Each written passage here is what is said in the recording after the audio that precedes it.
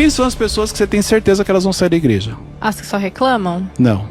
As pessoas que têm acesso aos bastidores, que de alguma maneira elas servem. Quando você começa a servir, algumas pessoas, quando começam a servir na igreja, viram uma ampulheta. Pronto, prazo de validade, daqui a pouco ela vai sair da igreja. Porque ela tem expectativa que todo mundo é santo, ela coloca todo mundo aqui como santo, todo mundo perfeito.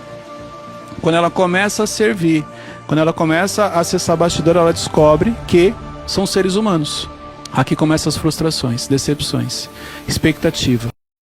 Olha, na fala desse rapaz tem uma coisa que eu concordo, mas as outras eu discordo porque podem ser pensadas por outros ângulos. Em primeiro lugar, eu vou concordar que sim, em boa parte das vezes, a razão que inspira e motiva pessoas a saírem da igreja é quando elas saem de meras espectadoras de culto e passam a ter participação ativa na liderança da igreja, ou seja, participando dos bastidores da coisa. Sim, boa parte das vezes quando pessoas se decepcionam e saem. Agora, quando ele começa a dar as razões, ele começa a colocar a responsabilidade unilateralmente na expectativa que a pessoa forma. E da onde vocês acham que essa expectativa surge? Tipo assim, ela surge como que por combustão espontânea ali dentro da igreja? Não! Essa expectativa é tremendamente estimulada e cultivada pelo discurso e pela cultura da própria igreja. Basta observar o lugar que os líderes, geralmente nesses ambientes, se colocam, de ser os ungidos de Deus, aqueles que têm um acesso privilegiado, cuja oração é mais forte, e que se você discordar ou criticar, você é castigado. Ora, com esse tipo de cultura sendo estimulada no ambiente, você quer que surja que tipo de expectativa? Naqueles que ficam sendo massificados e doutrinados com esse tipo de discurso. Então, já começa a incoerência já começa por aí. Um outro aspecto é o eufemismo que esse rapaz se utiliza para dizer o que consiste naquilo que é encontrado lá nos bastidores. Porque a pessoa chega lá e descobre que quem está lá, a liderança que está lá, são humanos. Olha, para mim, me desculpa, chamar o que se encontra lá de humanos é depreciar deveras essa espécie divinamente criada por Deus. Porque, sinceramente, o que se encontra lá não é humano, não. O humano é falho, é imperfeito, mas ele não destoa de uma coerência central.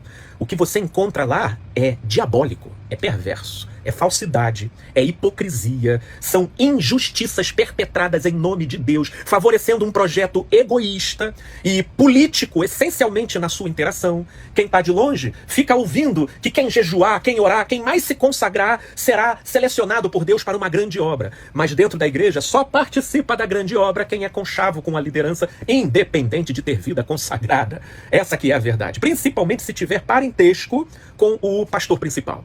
Então, vão se deparando com a política dos homens, ou seja, vão se deparando com aquilo que Jesus denunciou lá em Mateus capítulo 23, sobre a mentalidade da religião dos homens. Ai de vós, porque sobrecarregais os homens com um peso e um fardo tal que vós nem com um dedinho o suportais, o tocais.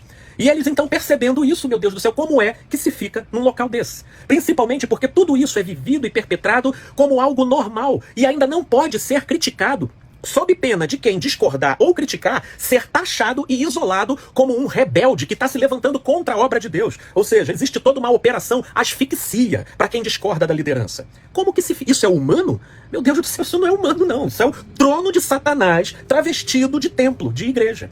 E aí não dá para ficar. Sim, eu vou concordar que boa parte da saída das pessoas é quando elas saem de meras ouvintes e passam a participar dos bastidores da igreja. Eu, inclusive, costumo recomendar esse tipo de atitude como forma de você avaliar a salubridade comunitária e espiritual de uma determinada igreja. Sabe? Porque às vezes ficar de longe você não faz ideia do que faz aquela roda girar.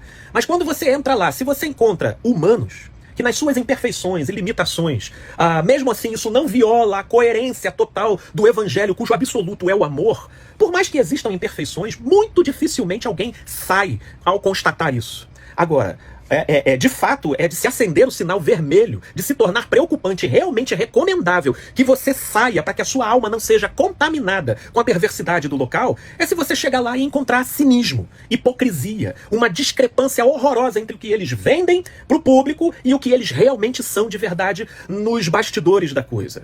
E é isso que a gente precisa pensar e considerar de frente. É para pensar, gente boa, paz e luz, meus amigos e amigas.